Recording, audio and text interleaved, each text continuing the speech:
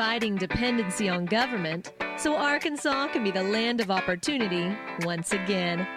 Paul Harrell is on now. All right, now we're going to shift gears. We're going to go on over to conduitforaction.org. They've got some great stories up if you haven't seen it. Number one, you need to go over and subscribe if you haven't done that. It's very easy. Go to conduitforaction.org. On the right side of the page there, you put your email address in and you hit subscribe. And when you do that, you will be updated every time there's a new story. You'll get the email, so you don't have to remember to go to the website every single time. You'll be able to go when there's something new. But I would encourage, if you do want to go to the website and you don't know much about the, the underground, I don't know what to say. Underground is not the word. We need to come up with a word for this. Because, see, there's the spin. Let me say this. If you want to get beneath the spin of the establishment Arkansas Republican Party, you need to go to conduitforaction.org and just start reading. And read and read and read. I mean, just you get down to the bottom of the page, you click page 2, page 3, page 4, and just read all of these articles. They tell you what has been happening in the session. They tell you what happened in the last session, in the fiscal session, over and over and over. And you will be a very, very educated person on what really goes on, where the real special interests are. And you'll quickly discover that a lot of what's actually been going on here in the state is that liberty has been contracting, government has been growing, and they want more of our money. But so they got a couple of new articles, 3 of them actually. Let me go to this one because this is the most recent one, and because I think this one comes up with a new phrase that many people would love to use, but I think those in leadership wouldn't actually mean it. It's a phrase you've heard before, no doubt, but the phrase is tax relief. Tax relief. Now, tax relief would best be felt with a tax cut, all right? No doubt about it. But we read for you a few weeks ago a speech, editorial by Senator Rand Paul from Kentucky, where he said revenue-neutral tax cuts are not actually tax cuts because revenue-neutral tax cuts still put the same amount of money into Washington, D.C. or into Little Rock, and the only way to drain the swamp is to stop or decrease the amount of money that's going to fund their big government crony schemes, okay? It's a really good point. So what do we want as limited government conservatives? Well, the one thing that small business owners want, the one thing that people who are at entry-level jobs now that have all this ambition, all this motivation, that are learning skills that want to start their own business, you want something called relief. And the relief means that right now you are in pain. It means that right now you are in some sort of anguish, and there is a source to that anguish. There's a source to that pain, or there's a source to that, uncomfortableness. Is that a word? Is uncomfortableness a word? And many people might not even realize that they're uncomfortable until the boot of government is actually lifted, right? So let's read this commentary over at conduitforaction.org. The Arkansas Tax Reform and Relief Legislative Task Force. Now, I'm going to say it right because it's written in the article correctly, but we call it the tax farce, okay? The Tax Reform, Relief, and Legislative Tax Farce. But I will say it right for the purposes of this article. The Arkansas Tax Reform and Relief Legislative Task Force was created by the 2017 Arkansas General Assembly. There has been much buzz about the new task force. The membership of the task force has been appointed and work should begin soon. There is no doubt the legislators on the task force will work hard for positive change. But if you are hoping the task force will be focused on recommending the lowering of Arkansas's high tax burden, you are in for disappointment. The task force name includes the word relief, but don't expect the overall tax burden on Arkansans to go down. Now think about that for a second. The task force name includes the word relief. Arkansas tax reform and relief. That's a good word to use. Will it actually be relief? Will it actually be one way now? You're taking X amount of dollars away from us today, and it hurts. And we want relief from the X amount of dollars you're taking from us now. And will that get scaled back to Y, which is different, and we will feel relief, not just in this group or that group or this group, but all groups? That is the question. Relief. Instead of being about lowering tax burden, the task force is about tax shifting. The maintenance of a free society is a very difficult and complicated thing, and it requires a self-denying ordinance of the most extreme kind. It requires a willingness to put up with temporary evils on the basis of the subtle and sophisticated understanding that if you step in to do something about them, you not only may make them worse, but you will spread your tentacles and get bad results elsewhere. I think it's time we ask ourselves if we still know the freedoms that were intended for us by the Founding Fathers. We lose freedom here, there's no place to escape to. This is the last stand on earth. Whether we believe in our capacity for self-government or whether we abandon the American Revolution and confess that a little intellectual elite in a far distant capital can plan our lives for us better than we can plan them ourselves. You're listening to the Paul Harrell Program, brought to you by Conduit Media Group. Hey, folks, welcome to the program today. Thank you so much for being with us. My name is Paul, and this is the intersection of conservative ideas and reality. You have found it. We're building a liberty machine, and we want you to be a part of that. One of the ways you can do that is to give us a phone call or give us a text message today.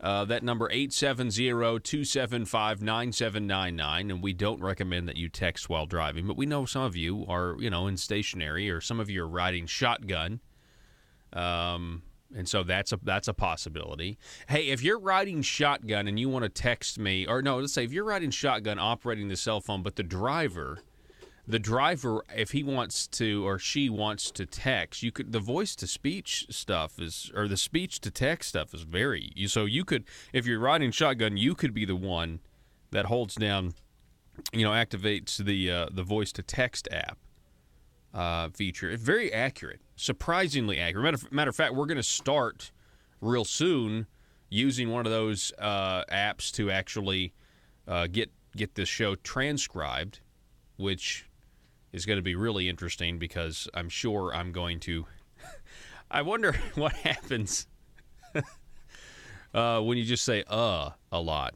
Yeah, that's going to be great. So again, that phone number, folks, 870-275-9799. We appreciate you tuning into the program. We've got a lot to get to today in the next 2 hours. And I want to start with the whiteboard. So let's go to our wide shot, Joe, if you don't mind.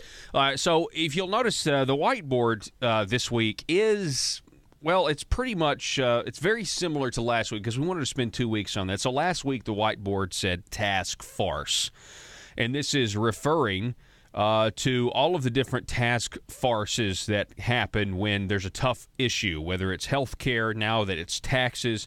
And it's kind of a reference to an allergy that I believe the Republican leadership has, the non-platform Republican leadership has, to allowing the full 135-member body making decisions that we elect them down there to do. This one in particular, how the government takes money from us, is a pretty big idea. It's a central focus of many Republican campaigns, especially in Republican primaries. Well, today the whiteboard says a little different. we just kind of dropped the whole task, and we just went with the tax farce, specifically since this is about taxes and how we are taxed and how the government takes money from us and this new revenue stream or that new revenue stream. Of course, I believe, like many of you believe, that in order to limit government, we have to figure out a way to limit the amount of money, if not cut off the money that goes to Little Rock or the money that goes to Washington, D.C. We've got to find a way to cut that off. You've got to force them to cut government.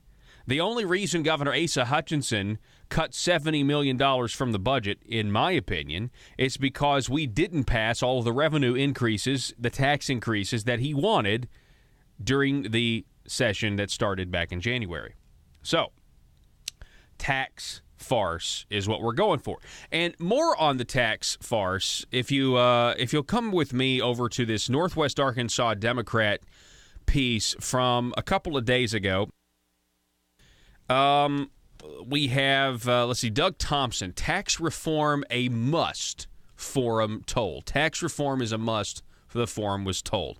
And it talks about Republican State Representative Matt Pitch. Okay, he's a Republican from Fort Smith. And you get kind of down here in the beginning, maybe third paragraph. Too often, people think a task force is a way for lawmakers to push difficult decisions aside. Me? Anybody else? No? Too often, Doug Thompson writes, too often people think a task force is a way for lawmakers to push difficult decisions aside. Now, that's a paraphrase quote attributed to Matt Pitch. State Representative Matt Pitch, Republican Fort Smith, said, but the state's tax system is so overdue for an overhaul that cannot happen in this case. The legislature set up the task farce to recommend changes for the next regular session in 2017. Now, that's interesting because I thought the next regular session, it's not until 2019. And because we're going into fiscal session in 2018, and they can't do anything. At least I don't think they can do any tax reform. And the task farce's recommendation, I know for a fact, is not due until September or August of 2018. So that's interesting. Anyway, the story goes on, quote, you would be shocked at the number of exemptions to state taxes, Pitch told the crowd. There are well over 100 exemptions. The state's revenues are falling short, Doug Thompson goes on, even though the Arkansas economy is flourishing, lawmakers said. Now, I'm glad Doug Thompson said lawmakers said, because that's the non-platform Republican spin, is that the economy's great, everything's roses, we have candy canes and unicorns for everybody, and yeah, candy canes are real.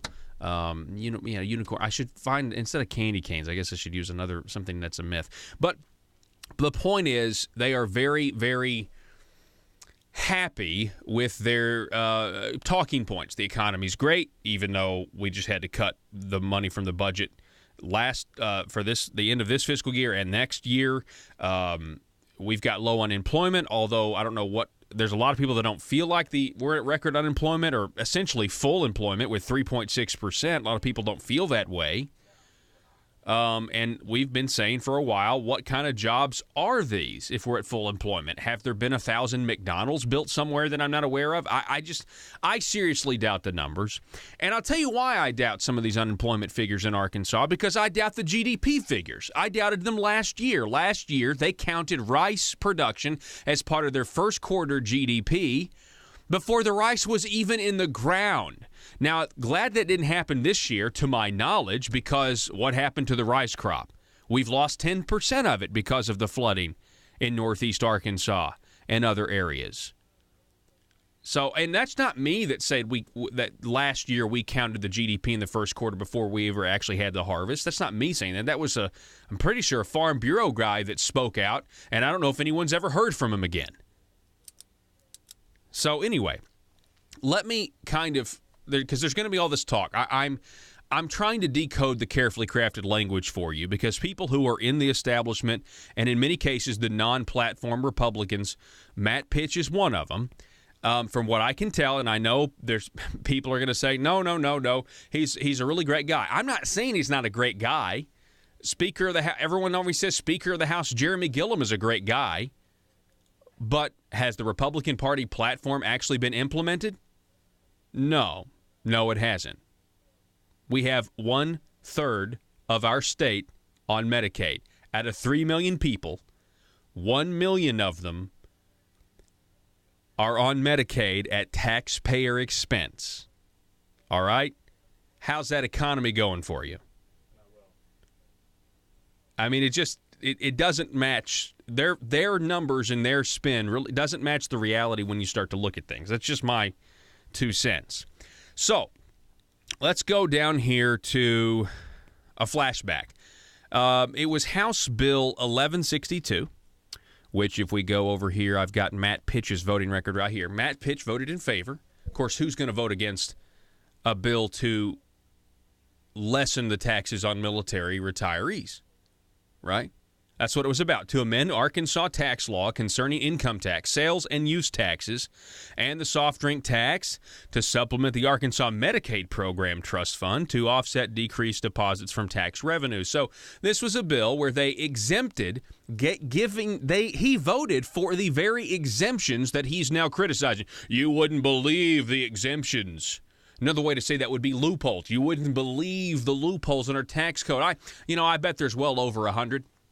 You wouldn't believe them, yet I voted for one this last session when it came time to using our troops in order to create a brand new digital downloads tax that affects all of us, including the very military veterans, retirees that they were trying to use for this tax increase.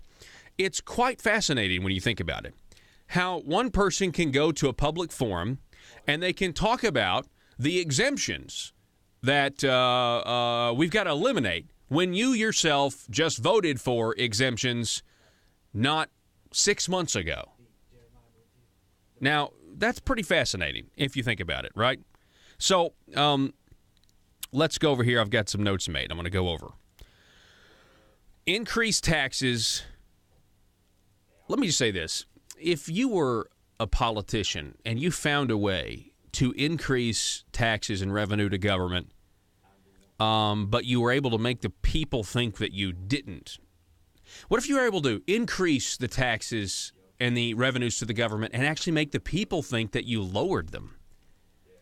Wow, what a tempting idea for many, I'm sure many power-hungry politicians. You see, back to the tax farce whiteboard that we have here. This is kind of my fear. I'm afraid that that's what we're going to end up doing. We're going to end up, and we've kind of been foreshadowing this for a while. How do I increase your taxes without you finding out about it? But now it's different. Now it's how do I increase revenues to the government or taxes, and you think that you are now taxed less. I get the feeling that that is what is actually going to occur here. Let's increase your taxes. Let's make you think we didn't. Let's get rid of exemptions, like Matt Pitch says, already parroting the non-platform Republican line. Let's get rid of exemptions. Now, if you were to just get rid of exemptions, which there are loopholes in the tax code, there's one for this industry, there's one for that industry. As a matter of fact, on that whole military retiree veteran tax cut shell game that they played, the manufactured mobile homes, that was the first one that was on the chopping block. We want to get rid of the tax cut, or the loophole, rather, the exemption for manufactured housing. All of a sudden, that lobby got activated because they have the money to pay for lobbyists. It's not a giant group, but they do have the money. See, our lobbyists are supposed to be our state representatives and state senators, but for some reason there's a swamp in Little Rock that kind of mucks everything up, okay? Well, so then the manufactured homes got left alone, and digital download tax got put in. And then they ended the tax exemption for sales tax on soda and soft drinks and candy, but then the syrup industry or the soda industry got mad, so then they decided to create another exemption in the same bill for the syrup industry, which is essentially for the soda people, because you need syrup to make soda. And yet these people want to talk about, we have to end exemptions. They're hypocrites. I don't know if I've gotten around to saying that yet. Is it a little obvious? Okay, they're hypocrites. They're hypocrites, and they're inconsistent, and it just kind of exposes them for not really using a simple type of tax philosophy here. And it's all spin. It's all carefully crafted language. So if they were to get rid of the exemptions that they say, do you know what that would do? Cha-ching, cha-ching, cha-ching, cha-ching, cha-ching. We're talking much more revenue all of a sudden coming into the government. And they're going to say, this is the playbook, they're going to say, well, yeah, we're ending the exemptions so that we can cut your taxes here later. My prediction, there will be more, even if they do cut the taxes, I bet there will be more revenue going into state government at the end of the day than there will be coming back to us. But they will tell you, oh, we cut your taxes. No, if the size of government doesn't shrink, and the definition of this in this case is if the amount of revenue coming to the government doesn't decrease, then you haven't really cut a tax. It's called a revenue-neutral tax cut. And a revenue-neutral tax cut is not a true tax cut. It's funny to me, right? We're all about exemptions. What about the exemptions they supported by creating another exemption? Let's exempt the military retirees. And let's use the troops to get people to create a new tax, but then we've had even more exemptions in the bill.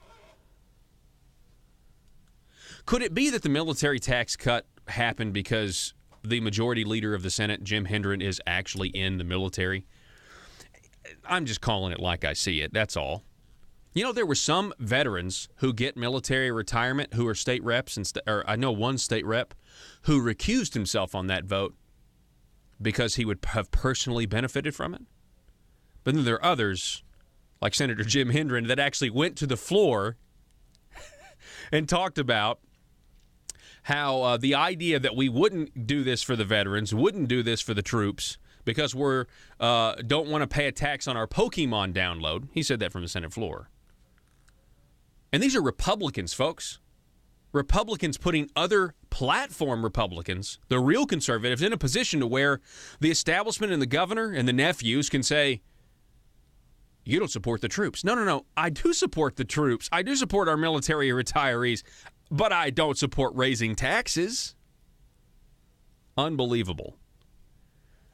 My fear is that the default position of the Arkansas General Assembly is that tax revenue has to go up to keep up with the cost of living, which it does that anyway, but they're going to use that excuse.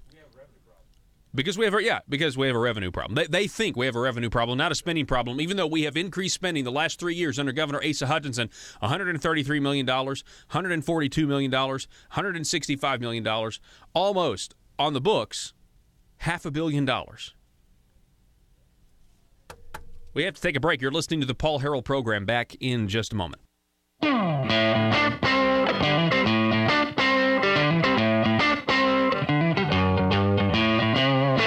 Buy, sell, and trade at Triple R Pawn in Ash Flat. Firearms, computers, sporting goods, musical instruments, tools, jewelry, and everything else you can think of. It's all at Triple R Pawn at the Light in Ash Flat. Gun enthusiasts, log on now to TripleRPawn.com and browse their amazing inventory. That's TripleRPawn.com. You can also call them at 870-994-PAWN. That's 870-994-7296. Let the great team at Triple R Pawn help you find what you're looking for. That's Triple R Pawn at the Light in Ash Flat, TripleRPawn.com, or call 870-994-PAWN.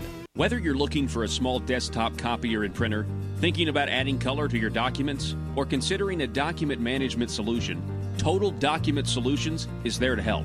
In business for decades, Total Document Solutions is an independently owned company that specializes in the ability to provide a high level of service in Northwest Arkansas, the Arkansas River Valley, Southwest Missouri, and Southeast Kansas as an exclusive Platinum Authorized Sales Agent for the Xerox Corporation. At Total Document Solutions, they offer customers technology services to improve business results. Their dedicated sales team has the unmatched industry knowledge, professionalism, and expertise needed to address the unique challenges of your business. Total Document Solutions is independent, local, and well-connected to serve your office products and document needs. Call them today at 479-575-0770. That's 479-575-0770 for your Total Document Solutions.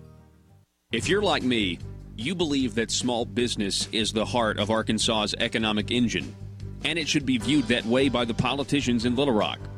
Conduit for Commerce also believes, like you and I believe, policies that achieve less regulation and lower taxation help small business in Arkansas thrive.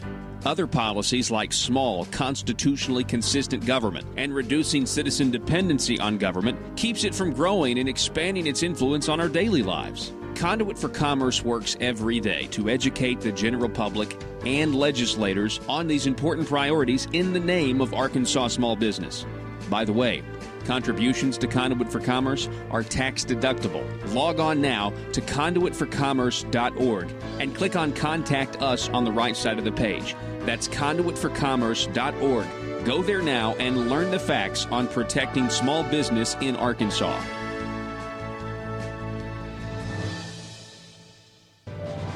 This is Common Sense and Liberty. I'm Donnie Copeland.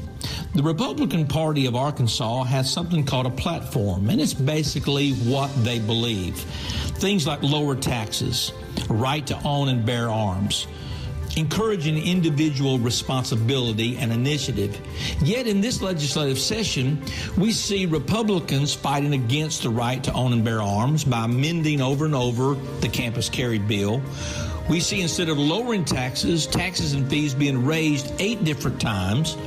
We see the attack against individual responsibility and initiative by continuing to embrace Obamacare Medicaid expansion called Arkansas Works. So what we need is not conservatives or not Republicans, because those names don't seem to mean anything anymore. We need platform Republicans. This is Donnie Copeland for Common Sense and Liberty.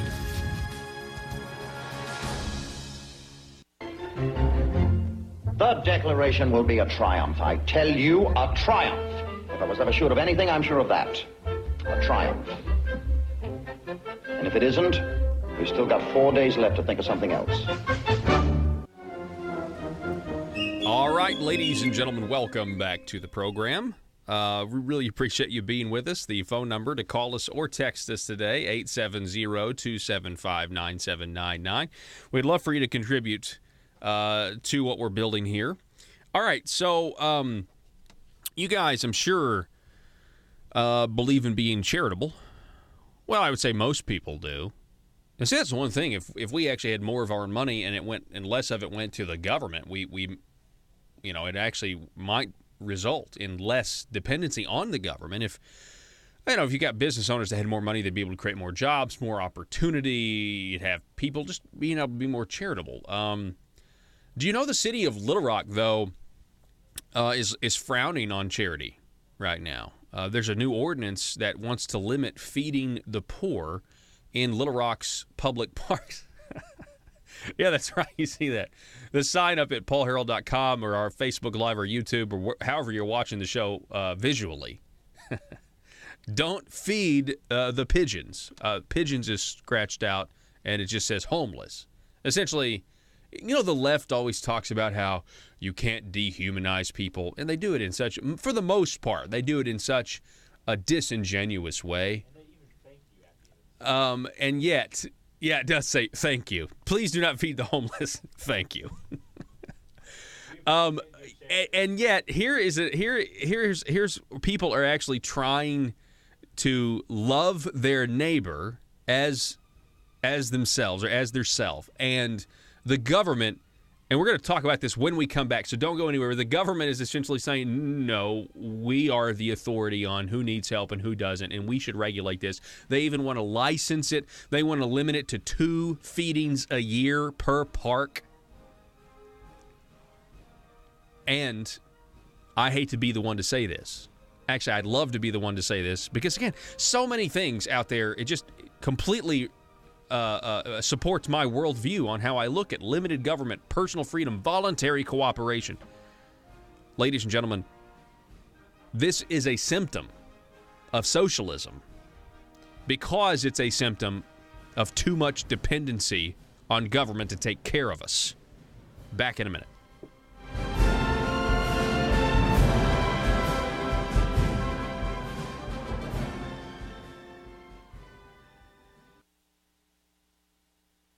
And hopefully some fairness within the overall tax system. Some members of the task force will want to lower the tax burden, but they do not have the essential tool necessary to do that. The missing tool is limiting state spending. Let me say that again. The missing tool, if you want tax relief, is to have Republicans in power that actually limit spending. And, you know, they'll actually be concerned when spending has increased. You have to cut the budget.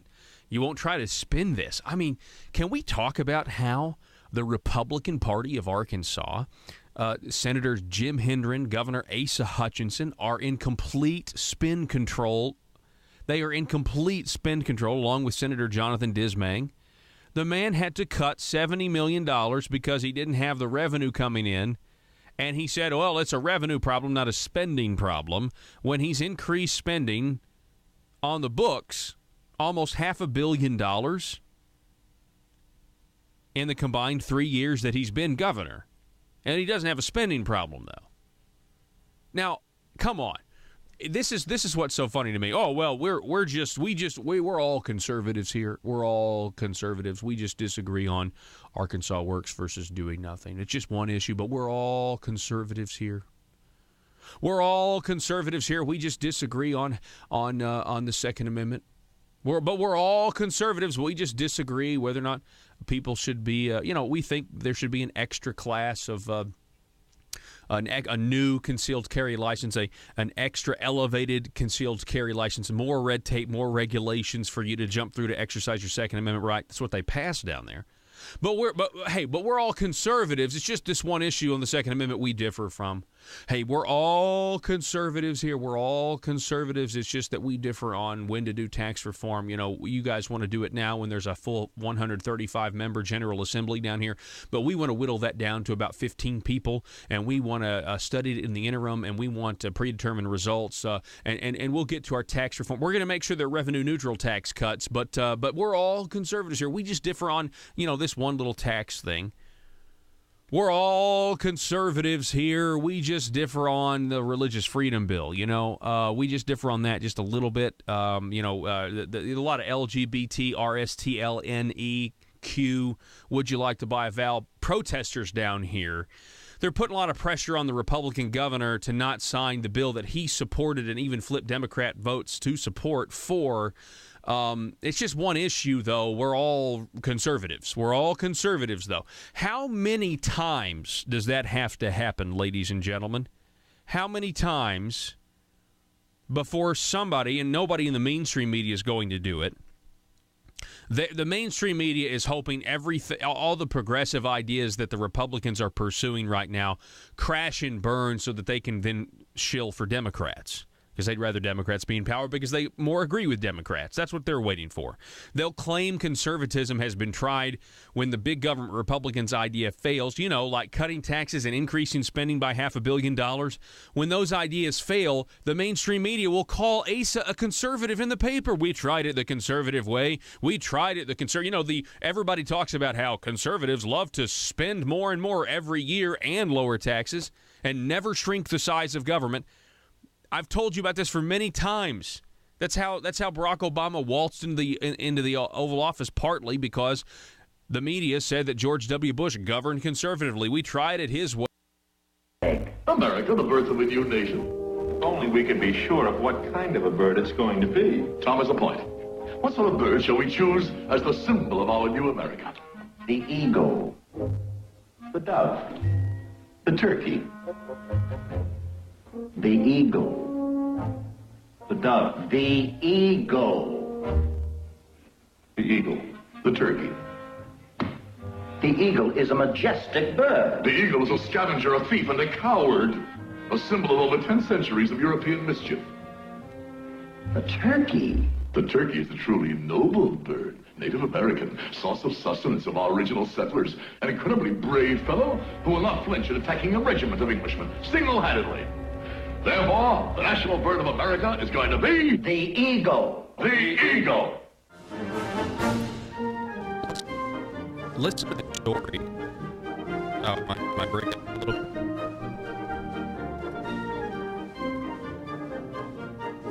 Listen to this story. Sorry about that. Little Rock is planning to limit feeding the poor. Chelsea Boozer writing this story. Little Rock officials are asking the elected board of directors to approve rules that would make it harder to feed large groups of homeless people in city parks because, I don't know, right? I guarantee you, the people who support this, most of them, are liberal Democrats.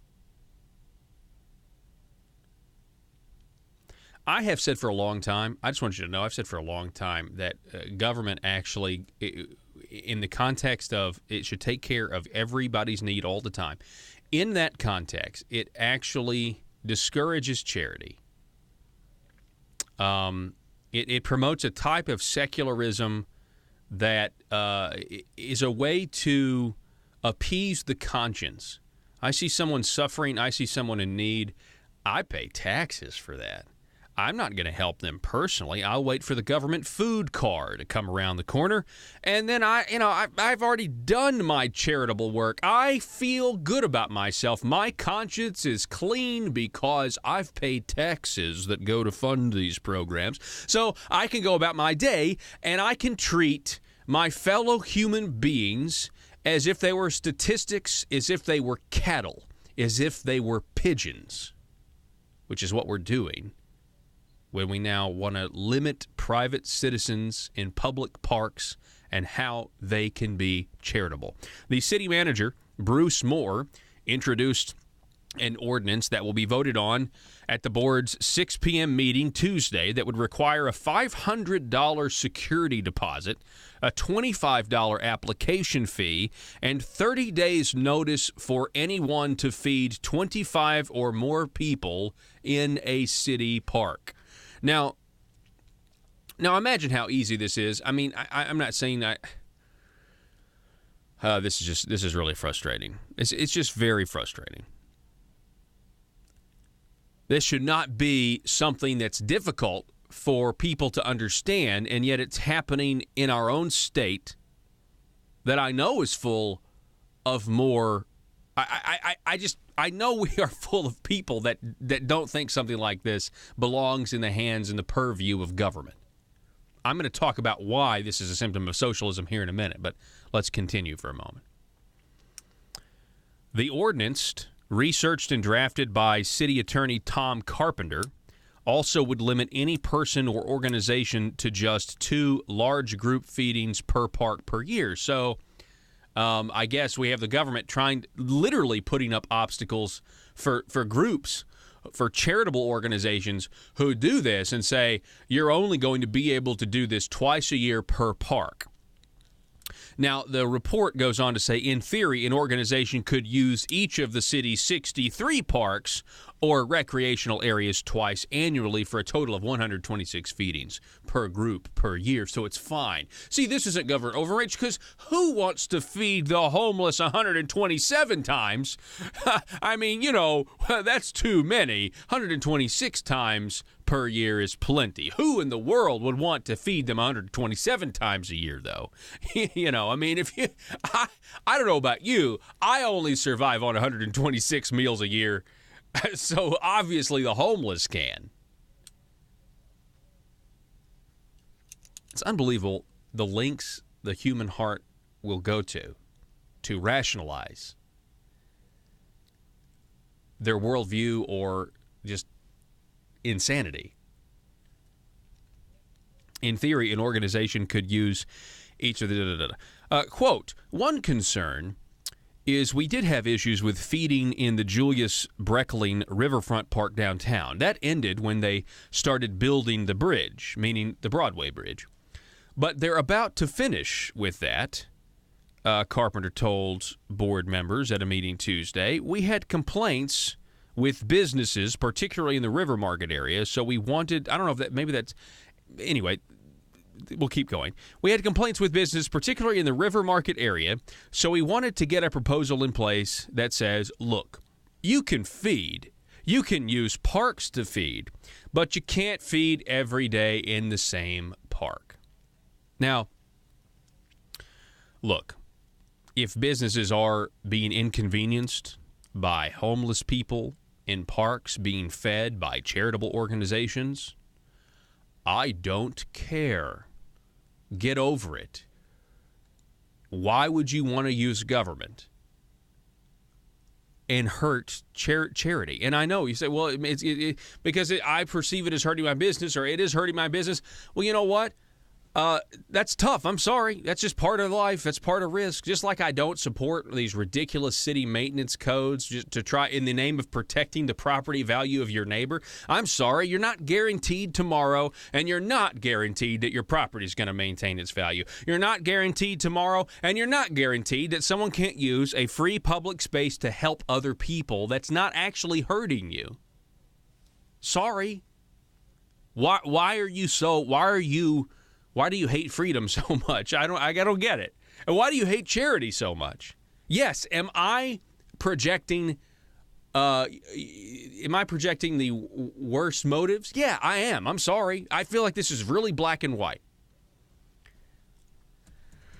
Moore said in an email Wednesday that the rules, quote, will allow organized and coordinated feedings. Oh, that's good. That's good. Yeah, how in that movie, The Matrix, when the machines feed the, human batteries, yeah, those are really organized and coordinated feedings because we are simple. If you lose your home, you're kind of, you're basically livestock to the city of Little Rock if you lose your home. You're essentially just, I don't know, it's certainly subhuman. Because we can't have too many public feedings. We just can't have that. I'm sorry. Part of our perspective. That's exactly right, Joe. I'm going to stop reading the article because it's ridiculous. And I've got another article that I do want to read this segment here. But Joe, what did you just say? You just said something I heard through the glass, but not in the microphone. Doesn't socialism, especially in Russia, I've seen where it leads to public feedings where you have to go to one spot to pick up food, like a bread line, kind of like a bread line. I'm thinking there's a movie, an old story. But your point is well taken. We're essentially talking about so much dependency on government that those of us who are not dependent, who have extra, now have to check in with the government to make sure, and we've seen this all across the country, to make sure it's appropriate for us to be feeding the homeless people. Yeah, we'll eventually have to line up for our rations. Exactly. And that is, I see where your mind's going there, and that's exactly right, okay? So don't feed the homeless. Now, for all of you religious charities out there, I do want to tell you this. In my opinion, this is a violation of your religious liberty. Specifically, if you're going out there to love your neighbor as yourself and you want to use one of the most basic, things in the world, which is, self-preservation, like, are you hungry? What about human morality, Joe? Helping others. Exactly. Like, the Democrats play such a big hand on human morality. This is a little bit of human morality, helping others that can't help themselves. Yeah, to a degree. Right. But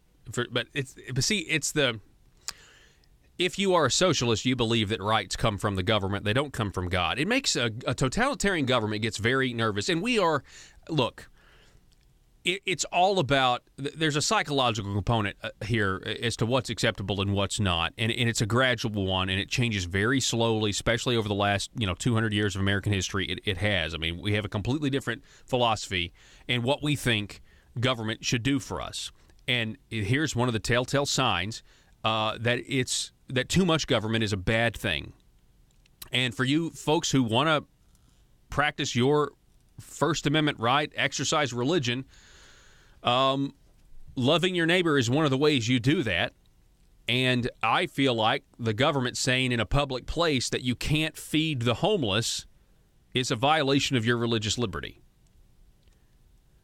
Some people have actually, in other states, have used RFRA laws, Religious Freedom Restoration Acts, to try to stop these cities from these heartless, and by the way, this is from the left, which is supposed to be, they're the compassionate ones, they're the moral ones. By the way, have I mentioned this hour that government takes care of 1/3 of Arkansans who are on Medicaid? And at the same time, private citizens need to be regulated on when they can feed the homeless. I just thought I'd mention that. You need a license to be compassionate, and the government is the ultimate authority in defining what that is. Congratulations, we are in the South. We are in the Bible Belt, and this is coming out of our own state. Let me go over now to an article from July of 2014 by a friend of the program, Mr. Josh Waters, who is now with Political Strategies. But this is what he wrote.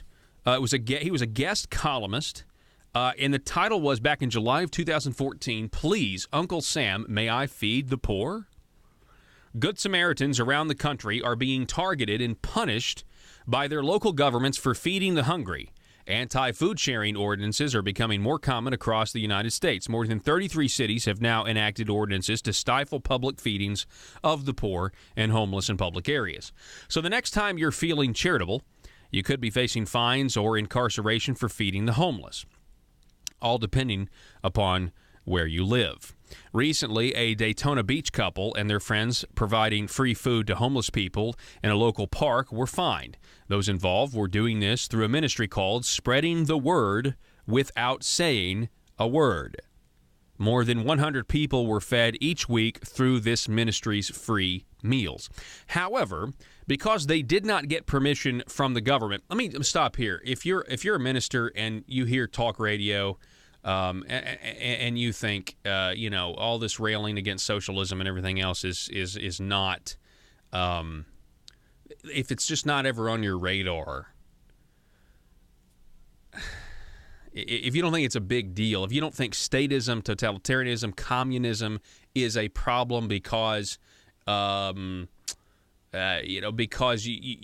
since you agree with society having some morals, like forced moral altruism is okay because we're taking other people's money and putting it to use for a good cause, here is where it can get dangerous for you. However, because they did not get permission from the government, the volunteers were fined more than $2,000. They were also threatened with being arrested. The fine stemmed from an ordinance created by the local Daytona Beach government. The Daytona Beach police chief was quoted saying that when people wanted to perform acts of kindness or charity, they must coordinate with the government's social services agency because, quote, they know who needs to be served, end quote. It's very frustrating. Josh Waters went on to write, these ordinances prevent private and or religious charities from feeding the homeless in parks or other places. Some require the food to be inspected and pass health and safety regulations. Others require approval before feeding, but even those are typically restricted to a certain number of people and only allowed a few times a year. So we have the city of Little Rock here adopting what has been attempted to be adopted many times across the country. Josh Waters ends by saying this: preventing people from feeding the homeless because there are government-run social services is like preventing people from using self-defense because we have police officers. You might as well tell parents they cannot pack their child's lunch because the school has a cafeteria, and that actually is closer to reality than you think, especially when Michelle Obama was dictating whether or not our children could have ketchup or not. Regardless of whether you think a role of the government is to provide for the homeless or whether it is the role of private charities, you surely must agree that the government should not be in the business of stopping private charities from feeding the homeless. Again, that's Mr. Josh Waters, friend of the program. So, it's a symptom in the local government of the city of Little Rock of statism, of socialism, whatever you want to call it. But let's look at something else, shall we? While we're here, and I know we have to go to break here in a minute. But I want to talk about something else that is a symptom of this same philosophy. I've got this article here. It was about Bentonville High School, I believe.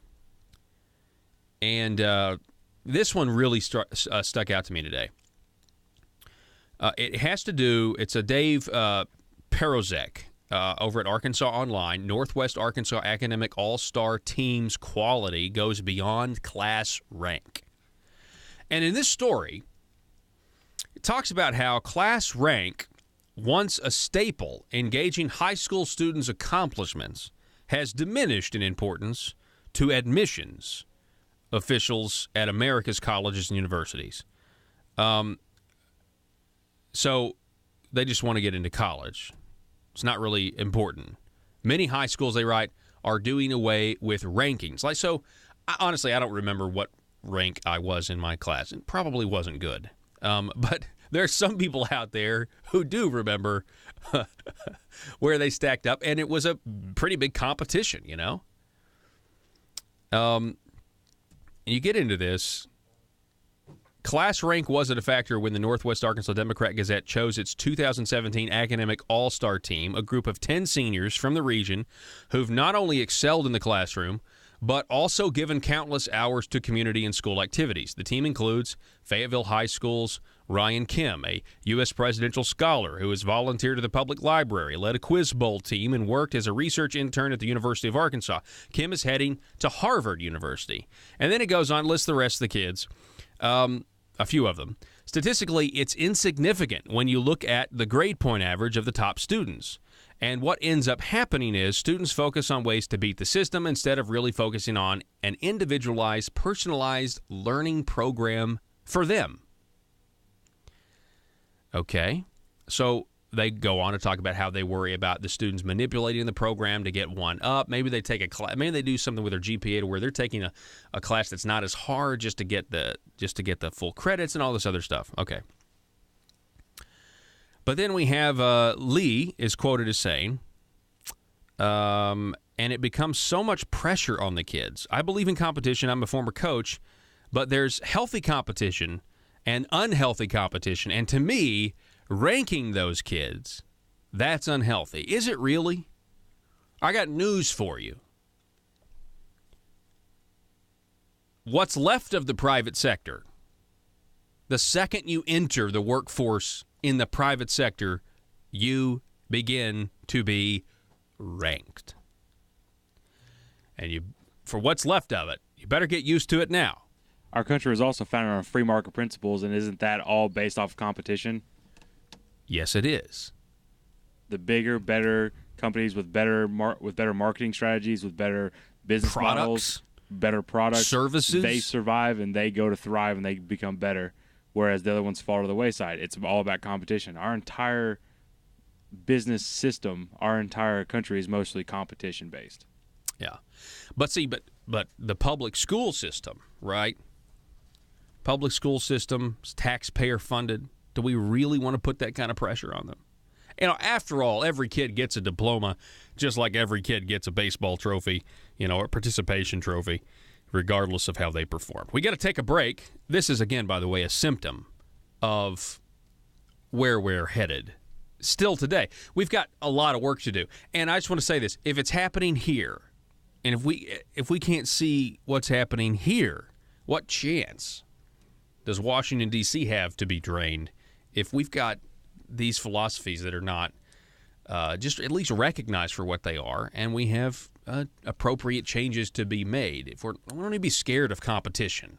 I don't care if it's stressful. I also don't care if there's people that are manipulating the system.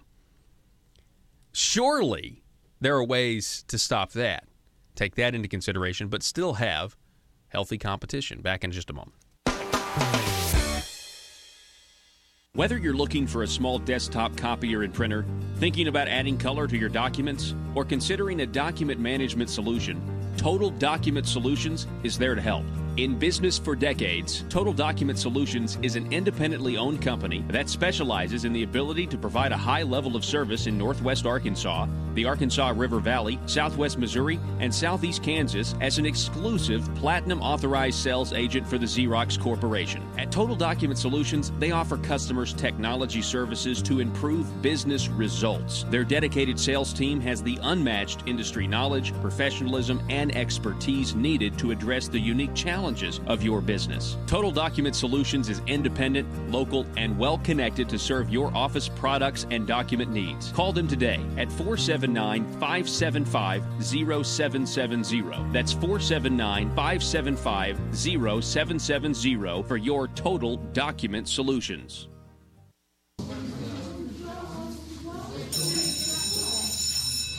Good morning. Good morning.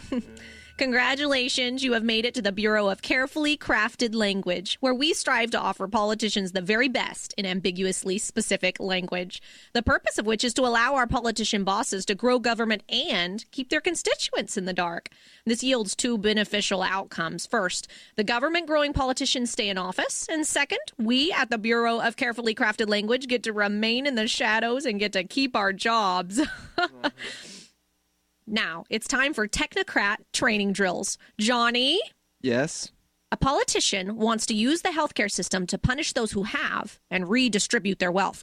What is the appropriate language to use in this situation to make an unpopular idea acceptable to the public? I would emphasize that these ideas would make their healthcare more affordable and make sure the public understands if they already have adequate healthcare, nothing will change for them. Very good, Johnny. Much progress since last time. Next up, let's have Susie. Susie, your politician has been caught in, dare I say it, a lie. What kind of a lie? It doesn't really matter, but in the spirit of the Bureau of Carefully Crafted Language, I will give you a good hypothetical scenario. Dozens of politicians have been thrown out of office for supporting a socialist healthcare program. So the remaining politicians get together and they pass a bill to, quote, end the program, end quote. But they really want to keep it. What should they do, Susie? May I ask a question for more information? Certainly. Has the word lie been used by the political opposition? Yes. I know. They should change the name of the program. Maybe use the word works to make the sheeple think it's for working folk. Then they should go on the attack and get the public distracted. I would advise the politician to publicly question why our political dialogue has become so uncivilized and tell them to claim using the word lie, no matter how accurate, is a personal attack on his or her character. And if they admit to any wrongdoing at all, they must replace the word lie with words like misspoke, misstatement, misrepresent, or mislead. Amazing! Excellent work, Susie. I feel like the student has really become the teacher. You will make a terrific addition to the Bureau of Carefully Crafted Language. All hands on deck. This is a Bureau of Carefully Crafted Language emergency. Several politicians are scrambling after being exposed by some talk radio host. Let's move it, people. They need our help. The Bureau of Carefully Crafted Language. You vote 'em in, and we keep 'em in. PHP Parody.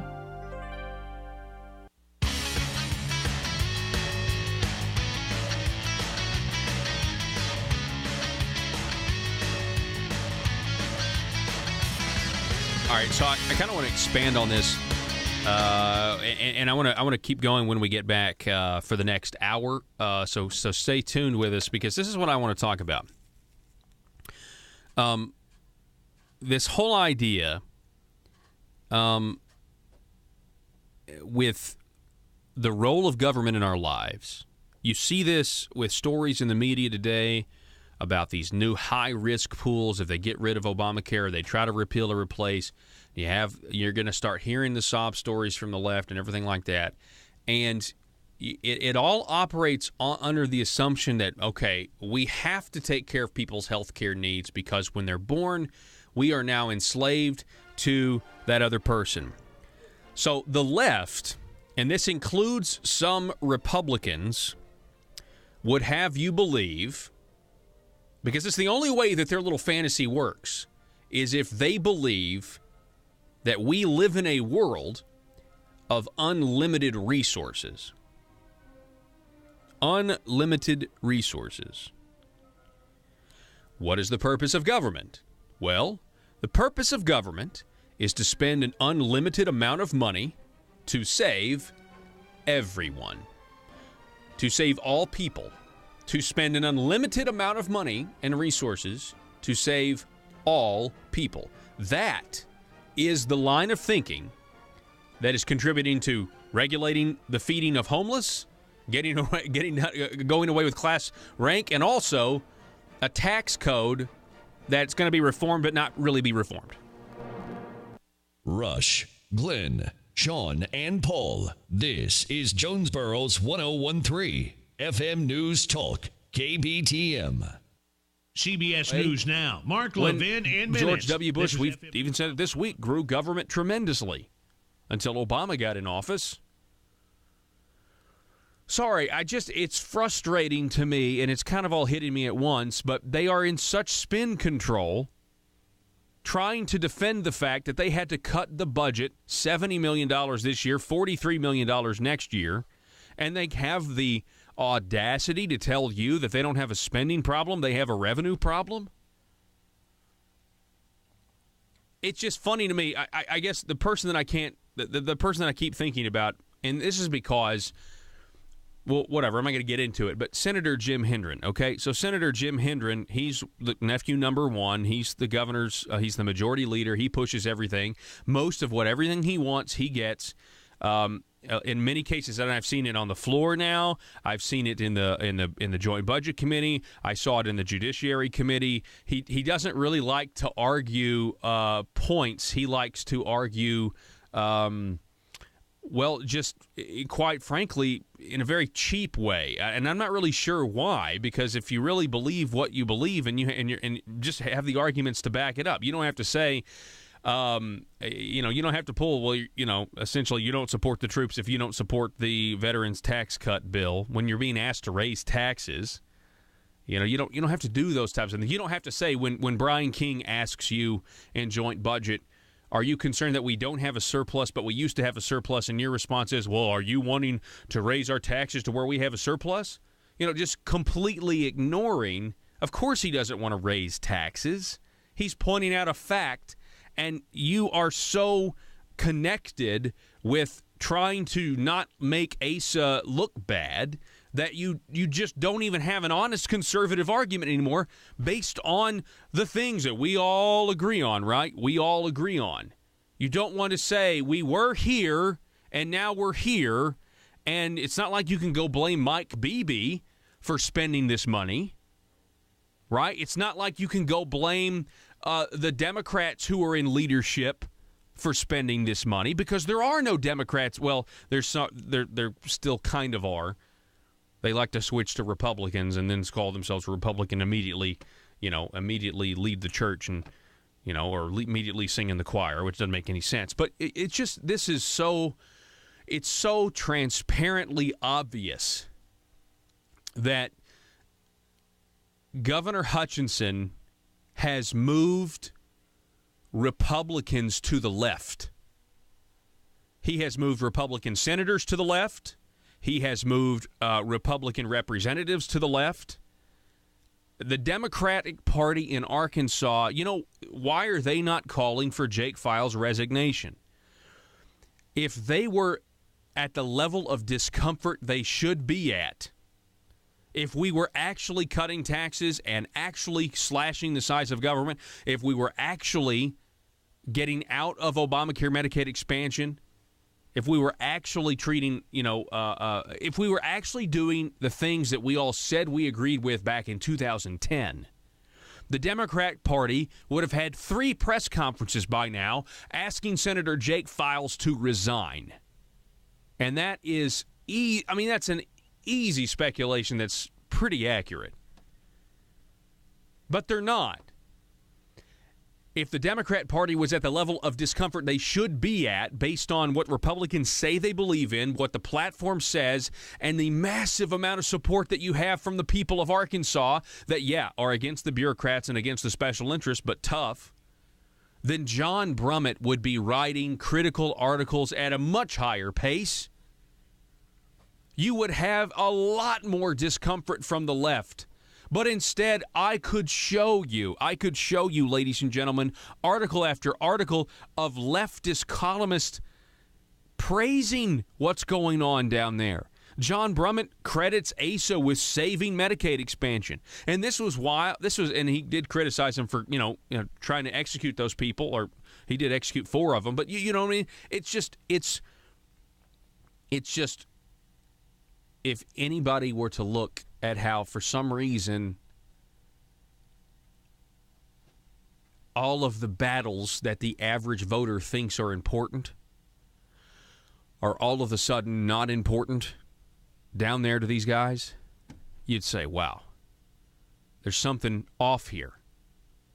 When we read that letter from Governor Asa Hutchinson, where he uses that fundraising letter that he sent out, how many times did he use the word conservative? He used it at least twice, talked about our conservative goals or our conservative principles, our conservative policy. Asa Hutchinson is not a conservative. He's not a conservative, folks. I don't know how to explain that any clearer. Governor Asa Hutchinson is not a conservative.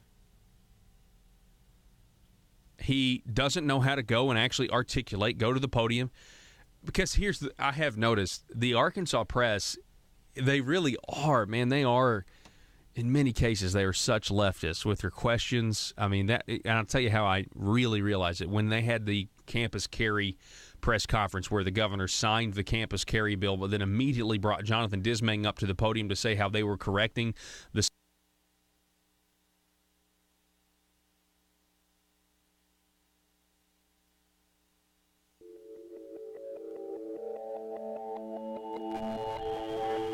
The maintenance of a free society is a very difficult and complicated thing, and it requires a self-denying ordinance of the most extreme kind. It requires a willingness to put up with temporary evils on the basis of the subtle and sophisticated understanding that if you step in to do something about them, you not only may make them worse, but you will spread your tentacles and get bad results elsewhere.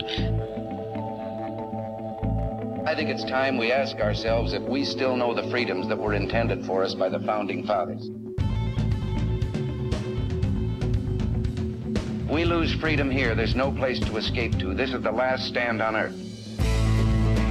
Whether we believe in our capacity for self-government or whether we abandon the American Revolution and confess that a little intellectual elite in a far distant capital can plan our lives for us better than we can plan them ourselves. You're listening to the Paul Harrell Program, brought to you by Conduit Media Group. All right, ladies and gentlemen, welcome back to the program. Thanks so much for being with us. Hour number 2. My name is Paul, the intersection of conservative ideas and reality. You have found it, and it's the beginning of your week. Well, it's the end of the first day of your week, and appreciate you listening. 870-275-9799. Got a listener that texts in elves and unicorns. Now, this is in response to me trying to think of mythical creatures, and the only phrase I could think of was candy canes and unicorns. I use candy canes and unicorns a lot. It's really weird. But unicorns is actually the mythical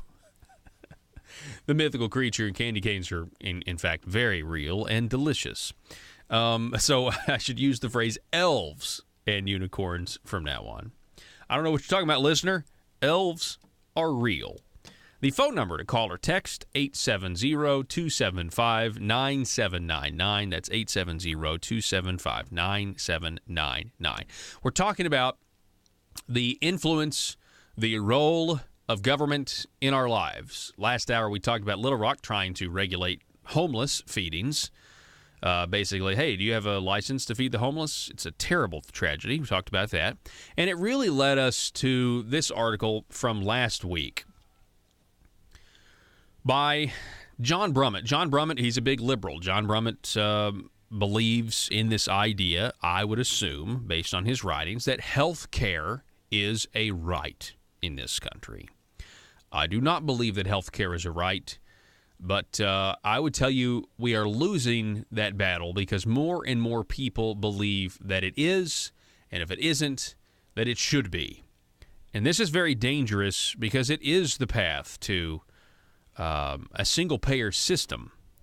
It is the path to terrible health care. Listen to what he wrote back on May the 9th. Quote, but not everyone bought health insurance. Healthy young people, invincible by hormone level, he writes, chose to pay insufficiently onerous tax penalties for not complying. Insurance premiums rose steeply, especially in higher cost areas, mainly rural ones, lacking high concentrations of customers and abundant access to health care providers. So what John Brummett says there is that if everybody were forced to pay, which is why they had to compel people. No, I think it's the exact opposite. I think they had to force people to buy insurance under the force of law because they knew premiums were going to skyrocket. I think it's the opposite than what he says. He says, no, they skyrocketed because enough people were not forced to participate. There wasn't and even if that is true, by the way, that just shows you that there are some things the government just simply cannot do, even though they claim they can, which is pretty fantastic when you think about if you're a pro-liberty guy. If you're a pro-liberty guy and the government sets out on a big government program and they fail miserably, yeah, they're going to make things worse. They're going to spread tentacles and you're going to get bad results elsewhere. But maybe you kind of hold out hope. Maybe they'll learn. Maybe them failing will cause some people to think, well, if the government can't do it, maybe they shouldn't attempt to do it because they ruin everything else in the process. John Brummett went on. Insurance companies pulled out of markets, leaving little to no competition. That's not because people didn't buy it. There were plenty of people wanting insurance and wanting health care. Arkansas fared better. Now listen to what he says. Listen to how he describes what Arkansas did. By the way, remember Hillary Clinton praised what Arkansas did. Arkansas fared better than most because of the brilliance of our self-styled Medicaid expansion. It used federal expansion money not to cover Medicaid recipients directly, but to buy private insurance for them that added 300,000 customers to the state's pool. The plan essentially used public money to hold down premiums for the rest of us while helping poor people and saving rural hospitals. Now, let me ask you this. Those of you who are working and paying for insurance, do you feel like your premiums are low? Now, what John Brummett just said there is not consistent with the facts. You go talk to anybody in Arkansas, and their health insurance is almost unaffordable. Because what this thing was from the beginning is a complete redistribution of wealth where working people have to pay more so we can add 300,000. See, their whole perspective is off. Their entire perspective, like liberals, John Brummett, establishment Republicans, they believe it is now the government's mission to spend an unlimited amount of resources to cover whoever they need to cover, to help whoever they need to help on any issue, not just health care, but anything. They feel like they need to protect the homeless from charitable Christians who want to do more than 126 feedings a year in public parks. If you don't know what I'm talking about, go listen to the first hour. The podcast is up now. iTunes Store, SoundCloud, at the website, paulharrell.com, whatever you want. So this all brings me to something that I think we need to develop throughout the week, if not just continue to have this conversation. What is the proper role of government in our lives? Right now we're to a point where many people, even some Arkansans, believe that it's the government's responsibility to take care of us in terms of health care. Now, they would not say, many of them, that it's the government's responsibility to put food on your table. But we're only one step away from that, or maybe one big step, but a lot of little psychological steps away. Because when the government starts to take care of you in your health care, it's just you no longer really have ownership of you. You're now a piece of cattle. You're now just livestock, much like the homeless people are being treated in Little Rock. Please don't feed the pigeons. Thank you. Please don't feed the homeless. Thank you. It's very dehumanizing.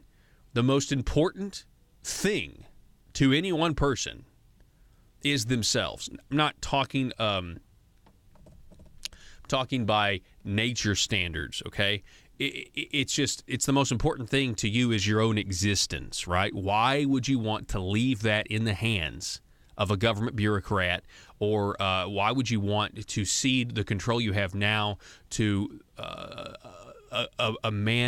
a system that's run by people that are inevitably going to just look at you as a statistic? It's inevitable. If we're all everyone else's responsibility, then you'll have the fiscal conservatives, quote, they're not real conservatives, that they'll call themselves that. We're like, oh, well, if we're responsible for everything, we need to monitor what everybody puts in their bodies. And we already have the war on drugs, and so we already have, well, you can't put that in your body. You can't port this, you know. It's only a matter of time before, well, it's not even a matter of time. You can't have a 64-ounce soda in New York City or these other places because sugar's bad for you. There's another agenda out there that, man, the media just doesn't even want to talk about because they assume that everything the government wants to do is good. And because America has never been openly totalitarian, you know, soldiers, marching high legs in the street, because it's never happened, it never will happen. Therefore, everything the American government does must be good. So they just read what they're told to read, the corporate media here in this country.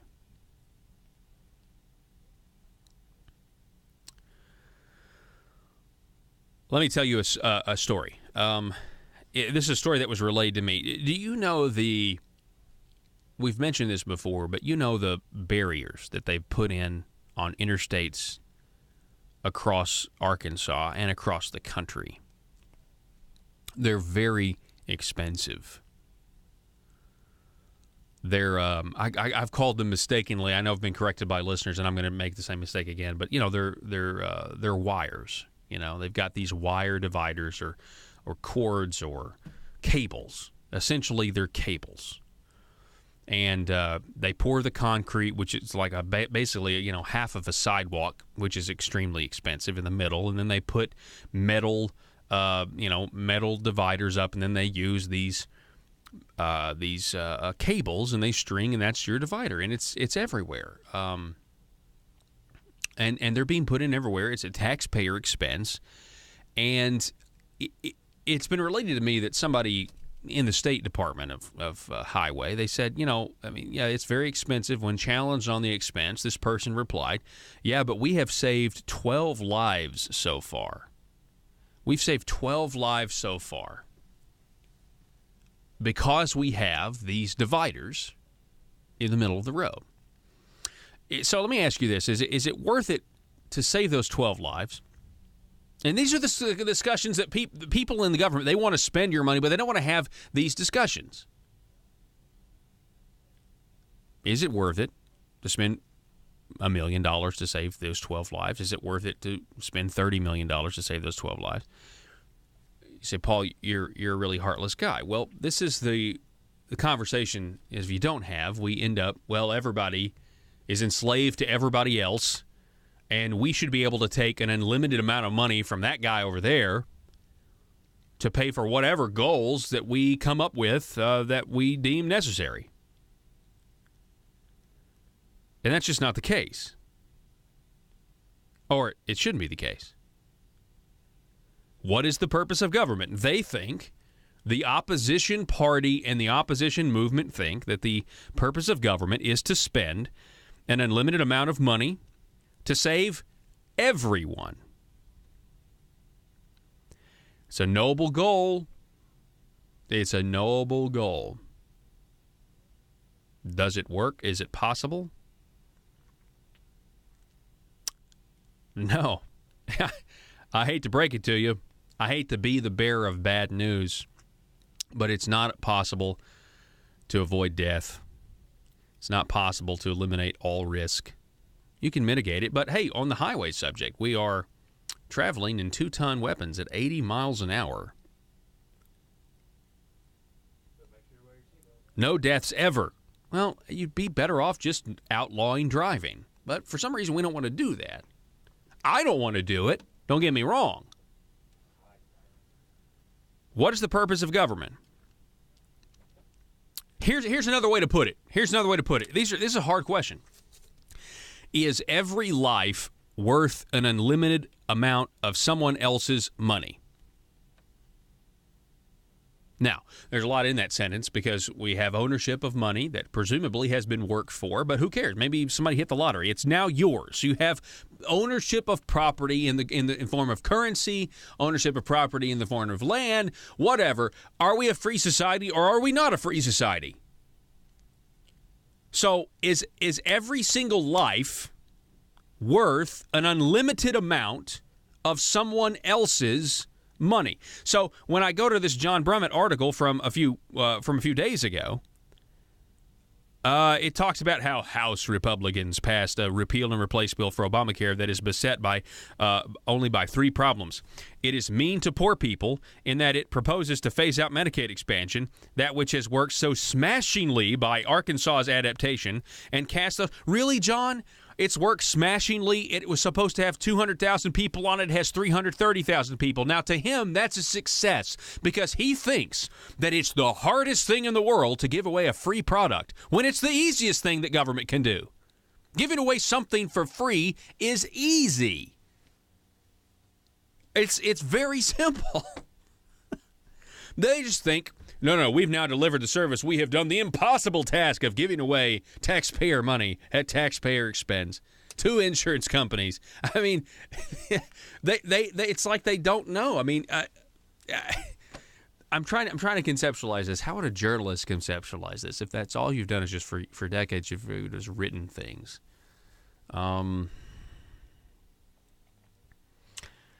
I don't know. There's a paywall on Arkansas Online. It's a paywall. You can't read the Arkansas Democrat Gazette Online unless you have a subscription to it, It'd be easier to get his content to other people if they didn't have to pay for it. But if they have to pay for it, they're like, no, I really want to listen to John Brummett. I really want to read that article. I don't know. Maybe that's a poor analogy. He goes on, it is frightfully uncertain for sick people because it proposes to allow states to get waivers to remove pre-existing conditions from the main insurance pool. States could propose to move those clients into high-risk pools to cover higher costs, presumably funded by federal and state money, but that funding perhaps would be sufficient only to provide lesser benefits to victims of cancer and other diseases than those now mandated by Obamacare. Listen, death is a tragedy. Because let's get all of the let's get rid of all the things that could happen to you and make your quality of life miserable and terrible and awful. By the way, we have programs for people who are on disability. By the way, we have programs that should be funded for people who truly can't take care of themselves. Okay, but specifically, let's talk about just in general. The end goal is death, premature death, somebody being taken from you prematurely. It's an awful thing. It's the status of the world. Nature is both cruel and uncruel as it is today. Right? That's what Francis Schaeffer said. Nature is both cruel and uncruel as it is today. The fact that you have life is amazing. It's a miracle. But you also have death, which is really cruel. So, the question becomes is how we govern ourselves. And gosh, people have been going back and forth on that a lot, since the beginning of man and, from the Tower of Babel really to now. And even before that, obviously. And we get to this American experiment, which has preserved freedom for a lot of people. Now at the expense of security, we now want to trade that freedom and liberty, and we do, as a society, we are getting closer to proclaiming that every life is worth an unlimited amount of someone else's money. Now, no money is unlimited, and no resource is unlimited. And if you want to ignore those facts, that's fine, but you're also ignoring socialism and the products of socialism, which is everybody ends up in breadline starving. And instead of fighting laws that regulate when the homeless are being fed all of us are now dependent on government to be fed. We have to take a break. Back in a minute.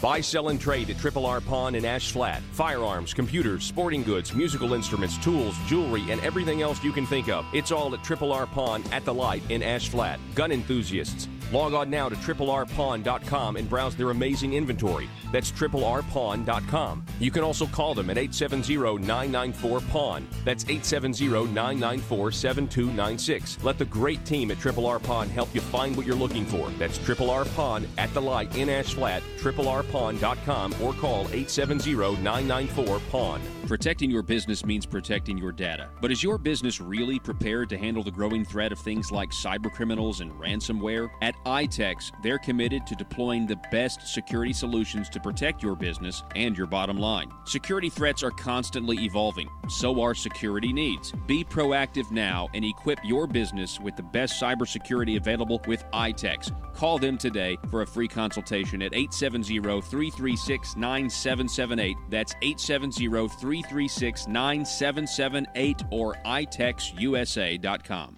You've probably thought about getting your real estate license, but you keep putting it off. Don't put it off any longer. The Northeast Arkansas Real Estate School makes learning the business easy with enthusiastic, interactive, real-world solutions, and you can do it all with only 6 days of class. Go to neaprofessionalschools.com and register for the next class. Financing is available. They'll travel anywhere in Arkansas to teach you everything you need to know to become a licensed real estate agent, or take the class online at your own pace. That's neaprofessionalschools.com or 870-336-4155. Mention the Paul Harrell program and get 10% off. Don't put it off any longer. neaprofessionalschools.com. This is Dan Sullivan with the Liberty Moment. Government is not the author or source of our rights, and you don't make America great again by giving one man in Washington all the power. You make America great again by recovering a constitutional republic, where Washington is populated by people who are servant leaders who want to return power to the people and communities. Because what makes America great again in this country are its Rotary clubs, small businesses, churches, schools, fire departments, and little leagues across this land. God bless the people who hear this truth. Senator Ben Sasse. Paid for by Sullivan for Arkansas. Arkansas small businesses are tired of taxes that are too high and regulations that work as obstacles to small business success. If you own a small business, it's time to take action. Now, I'm not talking about the local chambers of commerce.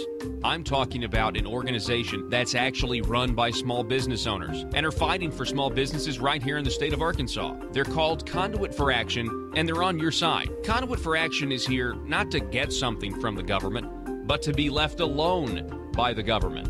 Think of them as your personal advocate for limited government at the Capitol in Little Rock. If you're tired of all the politicians talking with no results and ready for action, start outsourcing your government affair needs with Conduit for Action. Go now to conduitforaction.org and click on Contact Us on the right side of the page. That's conduitforaction.org, and stand up for small business in Arkansas.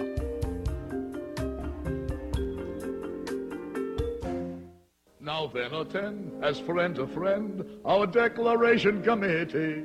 For us I see immortality in Philadelphia City.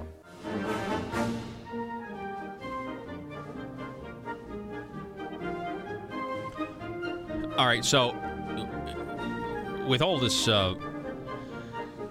muck and confusion, did you hear about Kara McCullough? Kara McCullough, she's a 25-year-old scientist. She was representing the District of Columbia, and on the 14th, I guess, she won yesterday, the Miss USA pageant, last night in Las Vegas, Nevada. It's the second consecutive year that a contestant from the nation's capital won the annual competition. She got this question, though, and went bold. Do you think affordable health care for all U.S. citizens is a right or a privilege, and why? I'm definitely going to say it's a privilege. As a government employee, I am granted health care. And I see firsthand that for one, to have health care, you need to have jobs. So therefore, we need to continue to cultivate this environment that we're given the opportunity to have health care as well as jobs to all the American citizens worldwide. Yeah, so she definitely went bold. That goes against the entire narrative. The entire narrative that healthcare is a right. She says it's a privilege so we can, still have jobs and stuff and opportunity. Opportunity. Wow. Kind of like, hey, you know what? If we go into this whole socialism system and everybody just throws their money into one big pot so we can all get free healthcare, and eventually everybody just throws their money into one big pot so we can all get free housing and food and vacation and everything that FDR said, eventually no one's going to want to do anything and there won't be any opportunity for anybody. I'll have that clip. We'll play that clip again. We'll boost the audio for you. Sorry we had a little problem there, but we've just taken care of that. Yeah, back in just a moment. Isn't that incredible that she said that? And, of course, she's getting a lot of heat for this. She said this last night. Hang on. Was it last night? Let me make sure. Was it in 2017? I want to make sure it wasn't. 2017. Yeah, so it was last night. All right, back in a minute.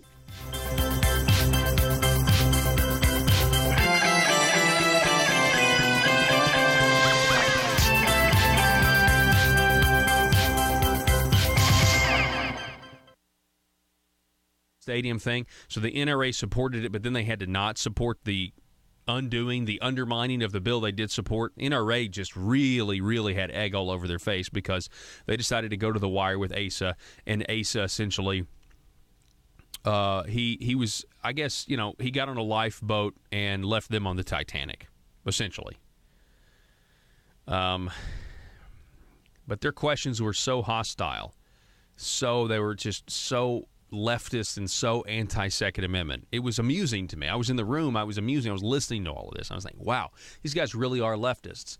And Governor Hutchinson doesn't know, because Governor Hutchinson doesn't believe in conservative enough to be able to know how to take those questions on the fly and give a principled, conservative response, whether it's a constitutional assertion, whether it's a free market assertion, whether it's a pro-small business assertion. Now, he knows how to go out and talk to the Chinese and be pro-business, be pro-big business, but not understanding that your small businesses are where it's at. Their growth is what you're going to see long-term yields from the people. It's just really, really sad. Real quick, before we go, this was all me. This was all I was supposed to. I wanted to read this article. I'm sorry. This kind of just set me off. Conduit for action. Here's why you shouldn't expect the task force to have any impact on Arkansas's overall tax burden. All the goals listed for the task force are about tax shifting, other than the goal of modernizing, whatever that is, and simplifying the tax code. This year, Governor Asa Hutchinson opposed tax cuts that would require budget cuts. The governor and many legislators still want to raise more tax money. The governor wants to use even more taxpayer money for bonds to give incentives to big businesses. The state budget process is not about holding down costs, but eliminating wasteful or low-priority spending. Instead, the budget process is geared to give agencies an across-the-board increase. We expect there to be some tax relief in 2019, but not because of a task force recommendation. Instead, tax relief will be based on the same plan used year after year. Every 2 years, Arkansas politicians fund some small tax cut by essentially tithing back a small percentage of revenue growth while keeping most of the new money to grow government. In addition, in some years, such as 2017, tax cuts for a select group are made by raising other taxes, which we saw in digital downloads and candy and soda. I'm going to take a break, come back, finish this up before the hour is over. You're listening to the Paul Harrell program. Back in a moment. All right, so tax relief is a thing People want tax relief. We were just talking about that, and you got Arkansas and the Arkansas task farce that they're going to get real conservative ideas. Over at Conduit for Action, finishing this up, the legislation establishing the task force lists its goals, what they hope to accomplish.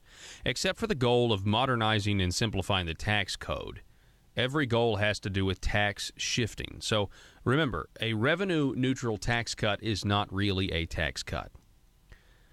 Here's from the legislation. The purpose of the task force is to examine and identify areas of potential reform within the tax laws.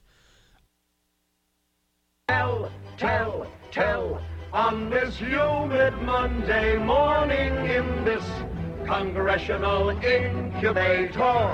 And just as Tom here has written, though the shell may belong to Great Britain, the eagle inside belongs to us. And just as Tom here has written, we say to hell with Great Britain, the eagle inside belongs to us.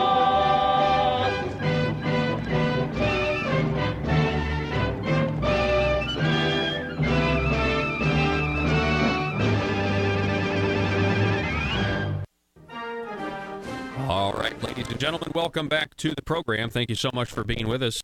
We appreciate it. Greetings. Somebody writes, who's this? Joe, Fulton County, all the way in Fulton County. Greetings, Paul. Until the poison is removed from our food supply, single payer is inevitable. Government will pretend to be forced to finance health care with tax base regardless of cost. Interesting. So go ahead and cue this article up, Joe. This is the Miss USA. Miss USA, she said this when she won last night, or before she won, but it's when she was asked the question and answer, which is, traditionally there have been some YouTube sensations out of these question and answer sessions. Go ahead. Do you think affordable health care for all U.S. citizens is a right or a privilege, and why? I'm definitely going to say it's a privilege. As a government employee, I am granted health care. And I see firsthand that for one, to have health care, you need to have jobs. So therefore, we need to continue to cultivate this environment that we're given the opportunity to have health care as well as jobs to all the American citizens worldwide. All right, so the Washington Post has written about this, and they've just written what she says, and the comments in this are hilarious. But they support what I'm saying, is that everybody believes health care is a right, or for the most part we do. I don't believe it, but you listen to these people. Only in America in 2017 can you find idiots who say such stupid things. Another one, Miss USA will become a true believer in government health care when she gets sick, loses her insurance, and affordable health care is not available. Listen, affordable health care is not available under Obamacare because it's a redistribution of wealth scheme. Wonder how, let's see, this is my favorite one, I think. Wonder how Miss D.C., because she was from the District of Columbia, wonder how Miss D.C. will answer that question if and when she or some of her relatives might have a serious and or expensive disease to treat, and after recovering are told their insurance is null and void, or they will have to pay unaffordable premiums to get it, and then face huge copays and deductibles. A simple question with a complex answer.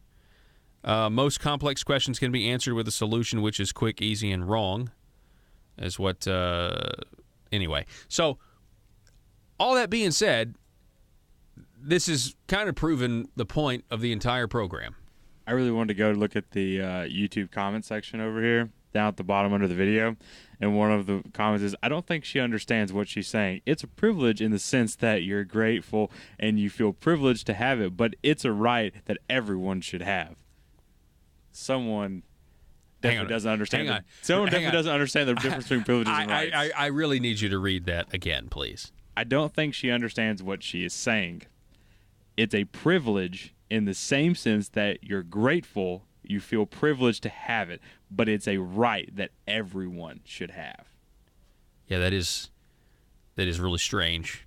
I don't think they understand the difference between rights and privileges. Yeah, I think.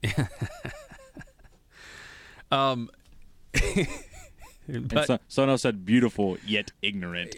That person doesn't understand what they're saying is that they believe that every life is worth an unlimited amount of someone else's money. And that government should, bad things happen. And it's not that we shouldn't try to help the less fortunate. The same people that believe that every life is worth an unlimited amount of someone else's money are the same people who want the government to say, no, you can't feed the homeless out of your goodwill and charity. You need to have a license to do that, like the city of Little Rock is doing. Now, somebody square those two things for me. The same people that have such a blind faith in government and that they should run your healthcare system are the same people that support city ordinances saying you can't feed the homeless unless you get our approval first. Somebody square those with me. No one? It's a great point. Or it's a great question. The phone number, call us or text us, 870-275-9799. 870-275-9799. Let's see, what do we have here? Somebody writes in, the role of government is to work for us, not we work for them. If we do not agree with it, the people must stand together and fight back. Enough is enough. Well, hey, all right. That's a great point, listener. Stand back enough. How's that working out for us, though? And I don't mean to be cynical. I don't mean to be mean-spirited. But people must stand together and fight. Enough's enough. Okay, so when we do that, and when we give we go and we vote, make big changes in 2010, Republican state control, 2012, Republican state control, 2014, Republican state control, with the exception of obviously the presidential race in 2012, and then of course in 2016, and then you still have people who are scared to actually enact the policies that they ran on, both in Little Rock and in Washington, D.C. You have people that are not willing to shut the government. Let me just say this. People who are not willing to shut the government down over Planned Parenthood funding should be very easy. I haven't actually talked about this. And look, I know people are in a tough situation, but if there's ever a time to shut the government down, is it not over Planned Parenthood's funding when you actually could? Well, I mean, can you defund it? I maybe not. The Democrats are probably never going to cave. But the Democrats think that our side will cave. If we're really talking about life and death situations, and I have compared, you see, you have different levels of principles, and I don't mind debt if we're fighting in wars. And it's a life or death situation. I mean, it just is what it is. You're fighting for survival. So I'm not really worried about going into debt or sound financial principles at that point because we're fighting for our survival. Just like I don't care to defend a pro-life law that contradicts with something 9 people in black robes say when we're talking about the right for children to exist in their mother's wombs. I don't really care if that's going to cost taxpayer money because to me, it's life or death, just like it would be with the war. So I don't really care if the government is shut down over funding because, honestly, if the options are unspeakable options if we can't hold firm and shut down something that is, we're trying to protect those who are the most innocent, and it is genocide. It's genocide. It's a government that with so much blood on its hands. It's unbelievable how much blood is on the United States of America's hands.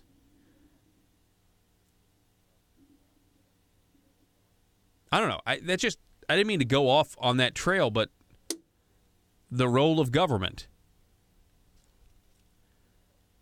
The role of government is to work for us, not we work for them. If we do not agree with it, people must stand together and fight back. Enough's enough. I mean, the way to do that is at the ballot box. And we've gone to the ballot box a lot. And yeah, and Trump. And look, Planned Parenthood may very well get defunded. Our tax dollars being forcibly taken from us to fund abortions, though, that's worth shutting the government down over. That's worth it. I don't care what the press says. I don't care if you get thrown out of office because of it. If I'm in that situation, I don't care what leadership tells me. I'm shutting the government down, or I'm voting. I'm voting the way to make sure this doesn't happen. That we do not allow taxpayer money going to fund what is, in my opinion, a very black and white issue when we're talking about. Yes, I thought we settled this, by the way. We do not determine personhood based on the color of your skin, so we're also not going to determine personhood by something as arbitrary as, well, you're not 20 weeks yet, so sorry. 870-275-9799. That's the telephone number if you want to contribute to the conversation. I saw this over at Arkansas Online. I pulled this story up. James Clapper was on the front page today. You know, James Clapper, the director of national intelligence. Hang on a second. Here it is.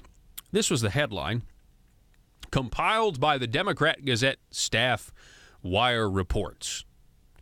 Clapper calls Trump democracy assailant. Comey firing gets heat from both parties. I'm sure they feel compelled to report James Clapper, whatever it is he said, to, I don't know, maybe they're telling themselves they're really standing up for democracy. American democracy is, quote, under assault, end quote, on separate fronts from President Donald Trump and Russia. The former U.S. intelligence chief warned Sunday, expressing dismay over the abrupt firing of FBI Director James Comey.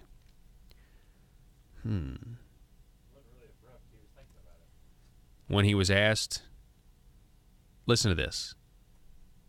As Trump works to fast-track Comey's successor, lawmakers from both parties urged him to steer clear of any politicians for the job and say he must, in the words of Senator Lindsey Graham, clean up the mess that he mostly created, which is ridiculous, by the way.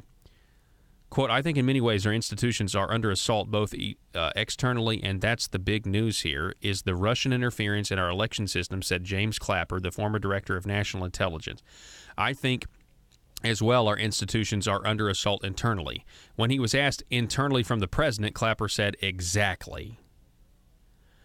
Now, this is interesting because I believe that this contradicts what James Clapper said under sworn testimony in front of Congress about Russian interference in the 2016 presidential election. And while I don't put a lot of stock into national events, or I don't spend a ton of time studying it because I mostly study Arkansas politics for you, exposing the Little Rock swamp for you, I do have a couple of observations. First of all, Democrat Gazette. Really? James Clapper, front page. First of all, his camp lost the election. He's got every incentive to run to the press and like, oh, yeah, it is the Russians. Yeah. Oh, yeah, of course. Yeah. Yeah, it's the Russians. I mean, he's the director of national intelligence. We all know Hillary Clinton wanted to get into a huge confrontation with the Russians.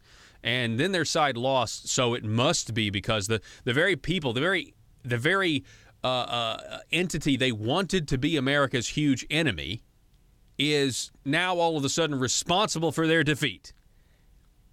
It's very, very easy conceptually to grasp that, but nobody wants to think of this in a skeptical or critical manner.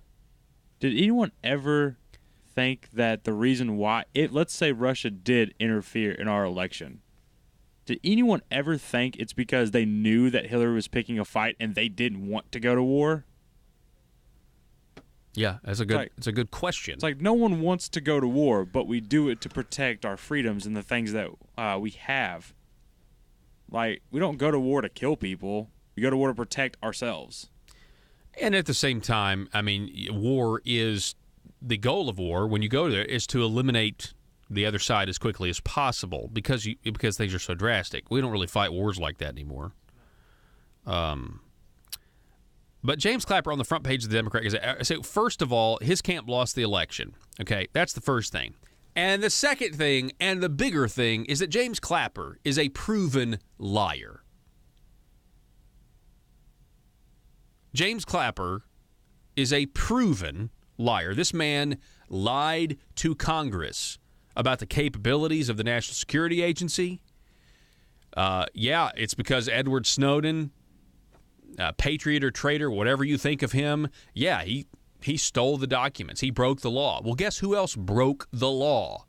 James Clapper lied to Congress. I don't really care to believe anything that this man says or hold him up as a credible source. And what's crazy is the Obama administration continued to march him out and try to tell us the capabilities of the NSA, of what they could and couldn't do, or the intelligence state. Folks, if you really look at the level that we are living in a dystopia in many ways. If you look at the state of our government and how the media is reacting in tandem with these elements left over in our government, they are acting together to give the American people a story that is simply not true. They are on the run, if you really want to know the truth about it. Or they're making a last stand. He was a proven liar to Congress. Now that brings me, speaking of the NSA, the ransomware attack on the entire globe on Friday and some of the day today is terrifying. And I say terrifying because this was something that the government had. And we know from the Snowden leaks that Microsoft, specifically Microsoft, in their research and development department, had to run things by the government first. Specifically the NSA, I believe. There was a program, and I'm sure there were some duplicative ones, where when Microsoft came out with a new product, and you can go look this up presumably on the Guardian's website, and Glenn Greenwald, but when Microsoft would come out with a new product, before they released it, they had to give the the NSA, a back door, a way to, be aware of what this is. I haven't really heard any media report that because most of them have been reporting, well, there's just some vulnerabilities. Well, nobody's really saying, hey, there's this program that this process that Edward Snowden uncovered where they were asking for the vulnerabilities. They were asking for, hey, we want to make sure that we know we can do this if we need to. Now, specifically, this had to do with Windows XP, and there's a lot of countries, and there's a huge rebuke about the National Healthcare the National Healthcare Department or whatever they call themselves, Institute of Health over in Great Britain. They're like, why are they still using outdated operating systems? Governments are collecting record amounts of tax revenues and they can't. Well, there's the government for you, okay? Let's try not to. Hopefully that doesn't happen here, but I mean, that's the road that we're on. But then, of course, you've got this key gets leaked out. This key gets put out there. And WikiLeaks, they said, hey, everybody needs to update the Microsoft patch that fixes this vulnerability.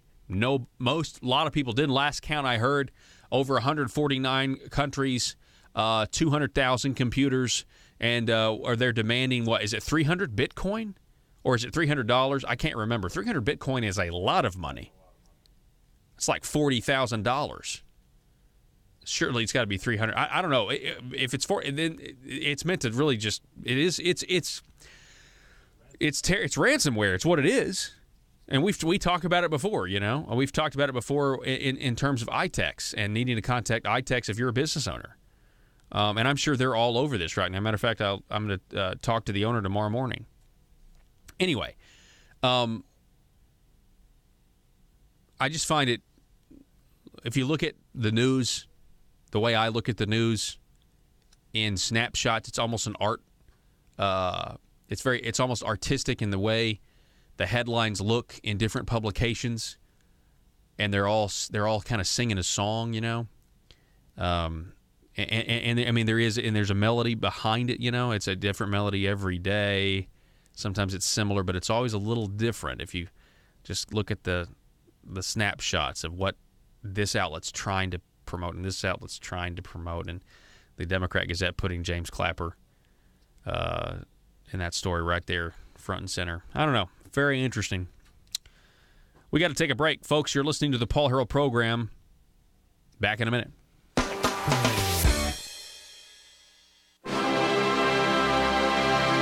This is Mother Government. My people. The promised revenue gathering to fund my motherly goals, such as the Arkansas Works, Obamacare, private option has commenced. I have asked my representatives and senators to execute my will concerning new revenues from the tires you use to drive on my roads, the candy and sodas you consume and purchase in my stores, and the digital products you download on my internet. Your sacrifices and tributes, which are owed, display a measure of obedience, but there are still collectible sacrifices I require from the people to increase the work and size of our great government of Arkansas. There are two matters left unresolved. 1. I require a general tribute for all purchases made on my internet. Not just digital products, but all products. My dear children, there are those who would thwart my motherly goals of progress. If you see them, please combat their misguided notions of freedom by using phrases like mom and pop, and tax cheat. 2.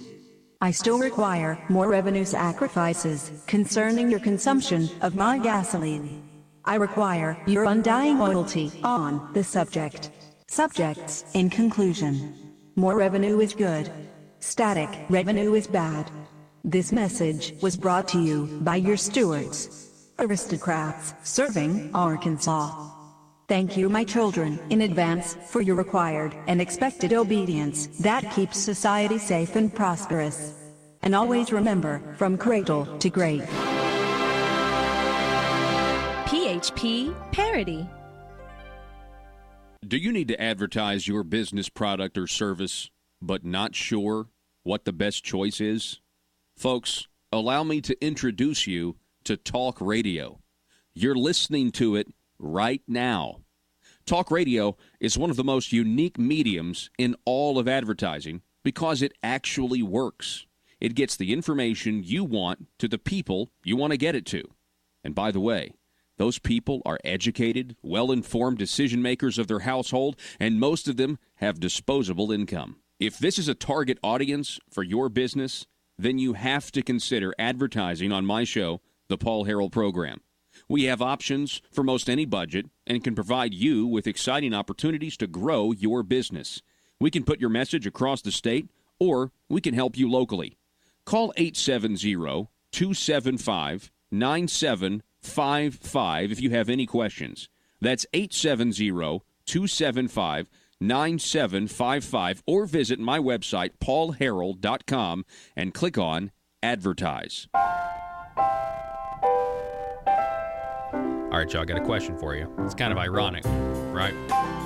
But here it is. So what do we do if the anti-homeless feeding ordinance actually goes through and you can't feed the homeless anymore, and you're arrested for feeding the homeless, and then you're sentenced to community service?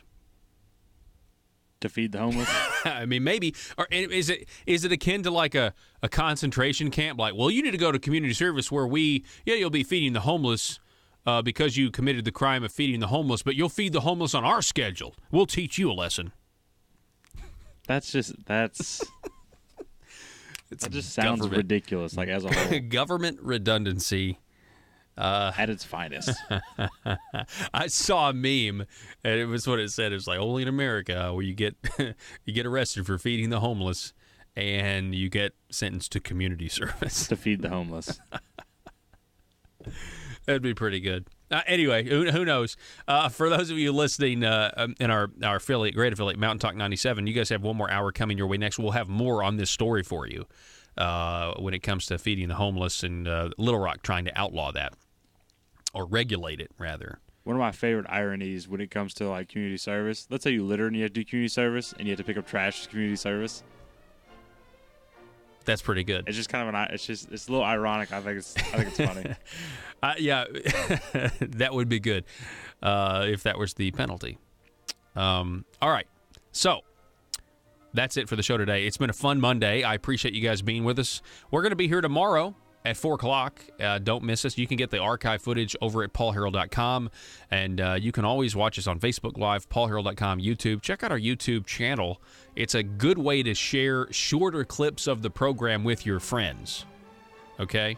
And our Liberty Machine t-shirts are also on sale at paulharrell.com. Building a Liberty Machine t-shirt. They're good-looking shirts. Pick them up. It really helps us out. We have to go. Arkansas, be safe.